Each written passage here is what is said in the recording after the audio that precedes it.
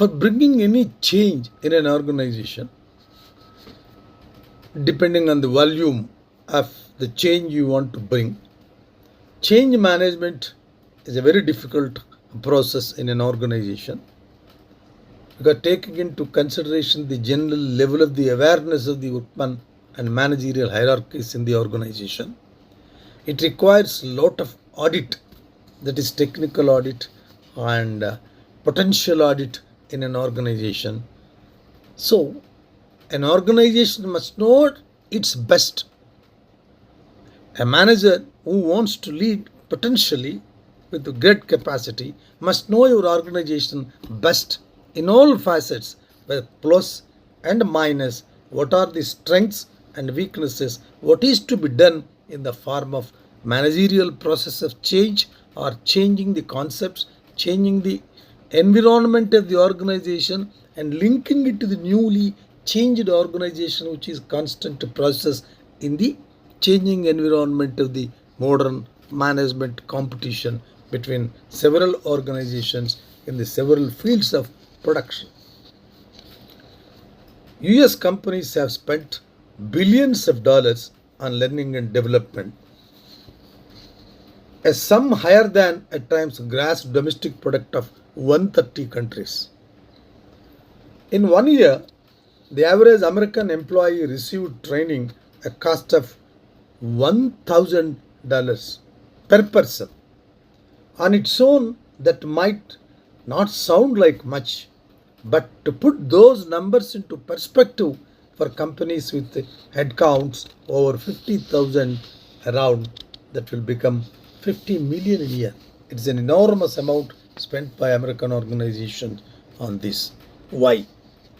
This is a staggering sum, especially when you consider that most of the money and time is wasted. Several people may think like that, but its own its implications and its contributions along the way to the organization.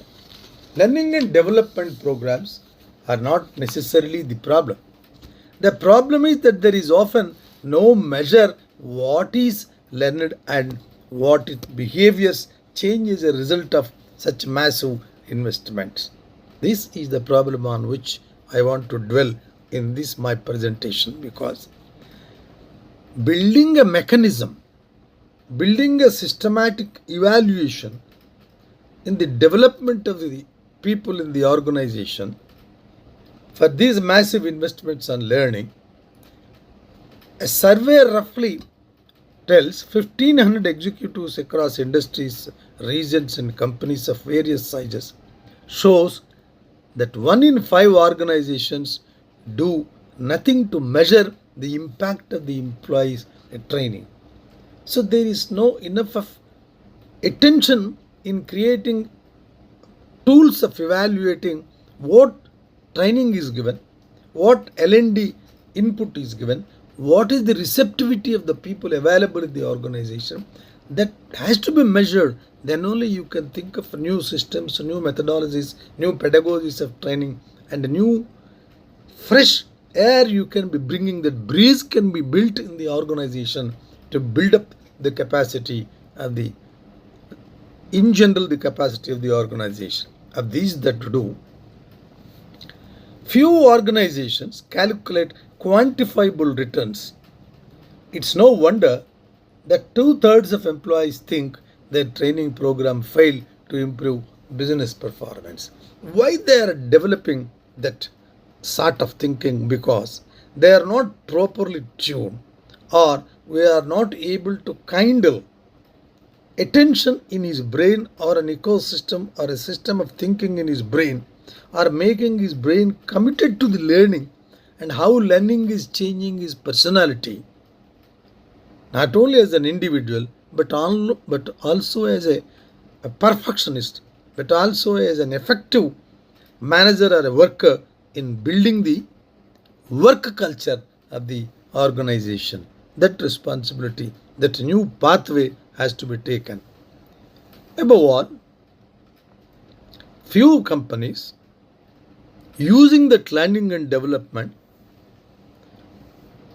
very well, looking at not how many hours they have put in, but about getting right information to the right people at the right time. I am repeating these three: right information to the right people at the right time. This is very important. Simply putting, you learn best when you learn less. That means specific focal concentration or certain subjects of training. When there were several organizations found that spending over the decade, people operations at Google, they got so many benefits. The goal was to make work better by making learning and development easier. When L&D helped people by automating learning and behavioral change in a large scale using a machine learning technology, and we all can get benefits. So, that intrusive research backed suggestions, that reminders delivered to employees through email and other messaging platforms, algorithms, does diagnose high impact behaviors for each individual based on their role and experience, then nudge them with custom content and encourages these behaviors. Most managers, for example, would benefit from a regular reminder to thank team members who ask important questions. That developing the quest for learning by posing questions. The management should never understand this fellow is a rebel, why he is questioning. There may be few people where they question for the sake of hobby or drawing attention of the other workers, or perhaps union oriented guys. That shall not be considered as a major obstacle in building things. A regular reminder in learning process or a particular point will help the management. But the science of nudges is not new. See, this is there in organizations since a lot of phases, and they provide a revelatory look at the powerful effect positive reinforcement and indirect decisions suggestions can have on behavior and decision making. This is what an organization has to evaluate, and their senior managements have to be taking care of this. Putting this context in the workplace, the theory can be employed to help people take positive action to master new skills without interrupting the normal flow of their work. This is very essential. Rather than spending a large sum of money on expensive learning modules by applying foundational nudges. But there are methods in doing they can boost the effectiveness of development programs and unlock the full potential of the teams. Ultimately, the objective is unlocking the full potential of the teams in building the organization without spending much money. It can be done. Keep it small. Breaking bigger goals into mini milestones makes it easier to build skills that you need to reach those goals. A psychologist who has studied the acquisition of expert level skill for decades finds that experts not only segment their activities into many tiny actions but repeat them relentlessly. And what happens each time based on their observations, they make minor, almost imperceptible adjustments and get the best benefit out of it. Then, what is going well? What are some challenges you are facing? How can I help? These three things, if the top management adopt in their approach and policy making, the quality of their conversations will undoubtedly improve, and their positive reinforcement will motivate them to check in with the team members more often, a small step towards a much larger change. This is what is a small step towards much larger. I repeat, a small step towards a much larger change. This way, if you break your approach into tiny things, and implement regularly in a small way, these steps will bring the largest change in the organization. Make feedback a habit. Most people want to get better. Preside over the managers with a semi-annual report or highlighting in the seminars internally the strengths and their areas of improvement.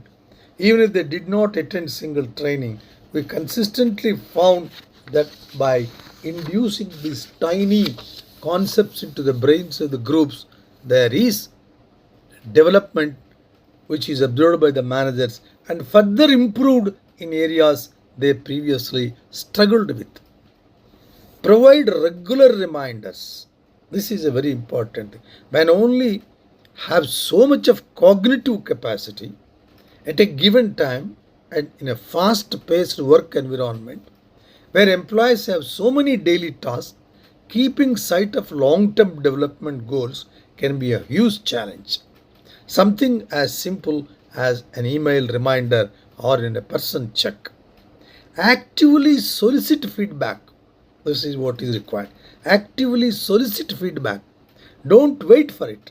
Doing so help new hires find more opportunities to practice to develop those skills.